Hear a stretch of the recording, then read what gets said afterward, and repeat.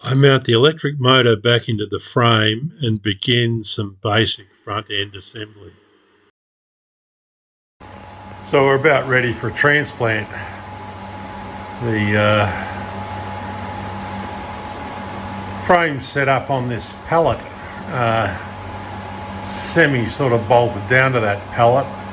I'm going to lift the motor from where it currently is, sitting on a plastic tub in my wooden jig, across into the frame while it's still bolted to this pallet, and I'll get that motor sitting in position, and then I'm going to slide the whole pallet back over onto the plastic bins that are it's currently set up on, which will be a similar height. This pallet will have raised things up a little bit and be a better height to be working on it. So that's the plan. The first thing I'm going to do is disconnect the battery from the motor. The motor's still operational the way it is at the moment, but it's been sitting there for a few weeks, and now I'm ready to transplant it.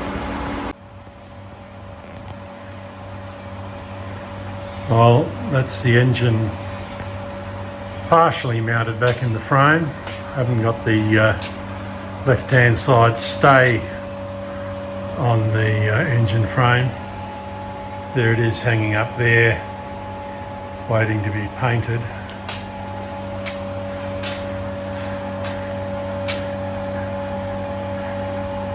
I've got new lighting under my hoist here, which is making a huge difference, and it's going to be a pleasure to work on this with that like that.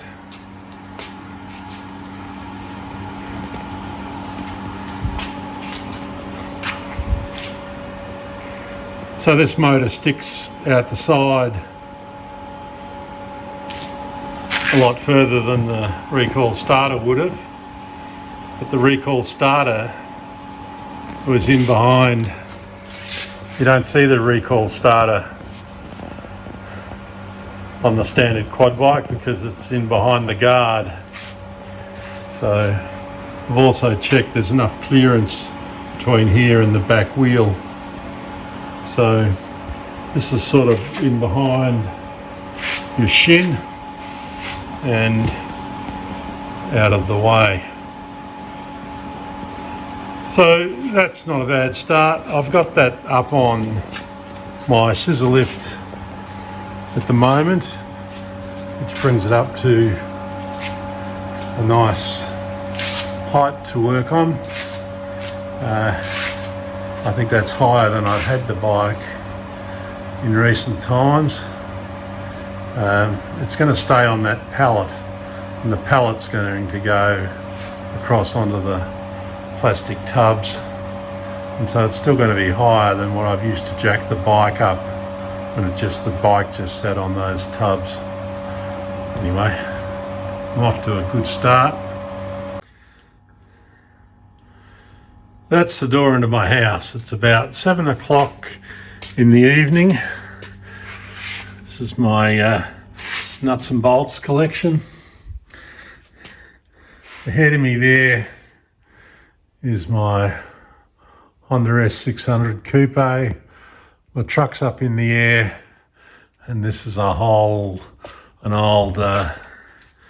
Hillman that my son fixed up at one stage and then left it there in my shed. I've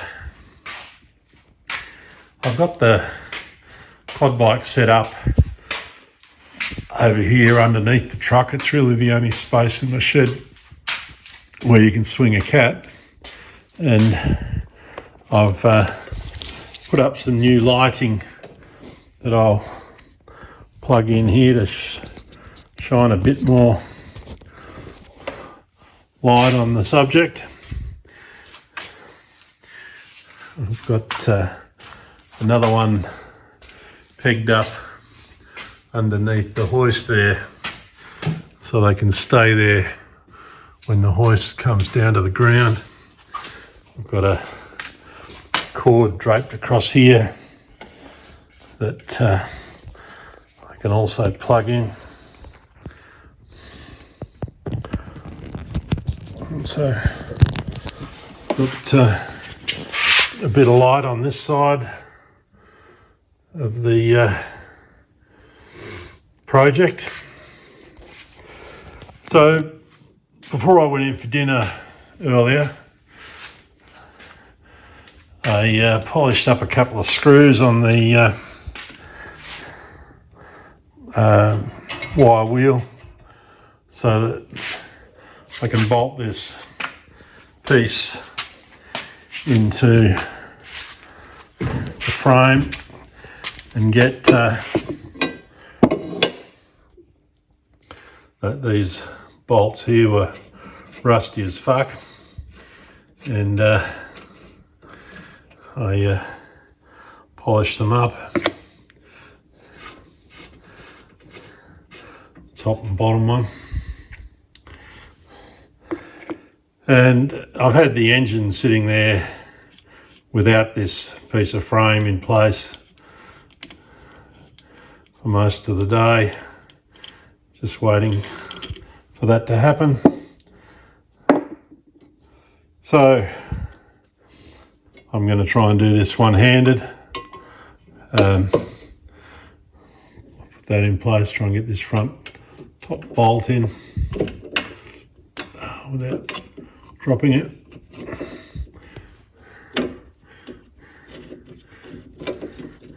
There you are, I've got it started.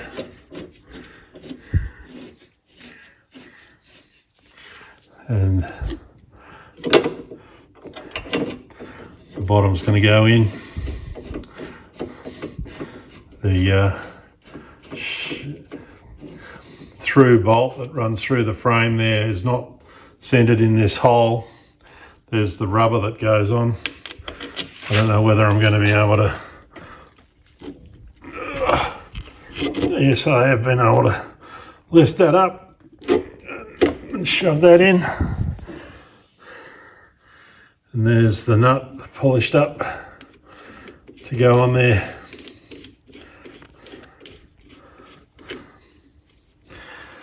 So that piece of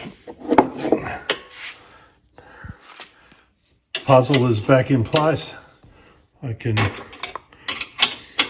It's nice that these bolts, go mostly in finger tight before they need nipping up.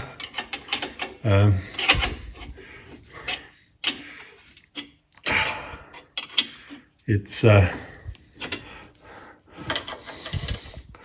probably that bottom one was pretty much right in, and then the bolt that runs through the frame there will,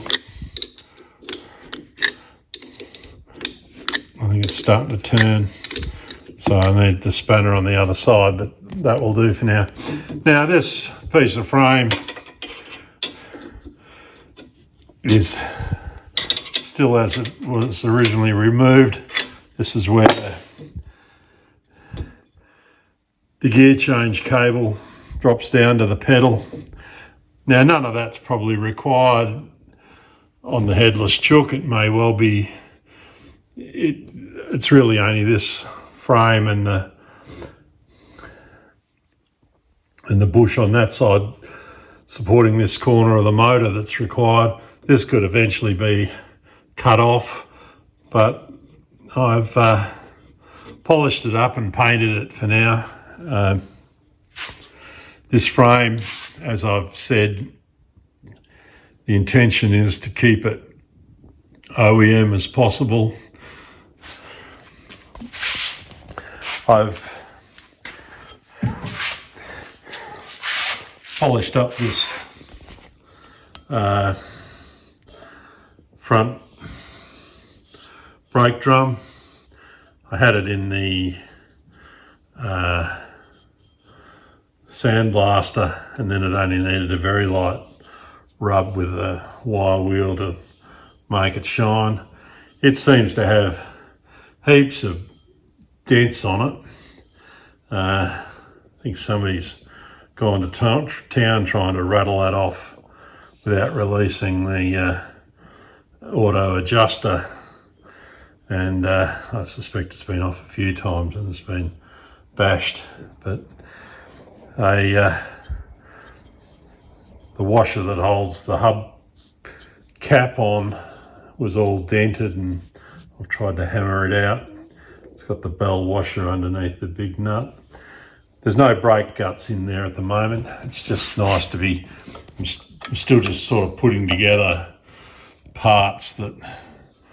clean parts that will go back together, and I'll worry about tightening them up. I've just got a piece of wood in there instead of a shock absorber to hold this up so it's not collapsing. Over the other side, I've again put a piece of wood in instead of a shocker. I've got my nicely cleaned up ball joints on there, and the wishbone's in place. I haven't got the upright or any of the brake components done for this side. That'll be a job for tomorrow.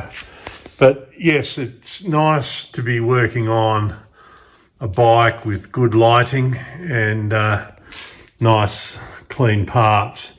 It's going to take a while to put it back together.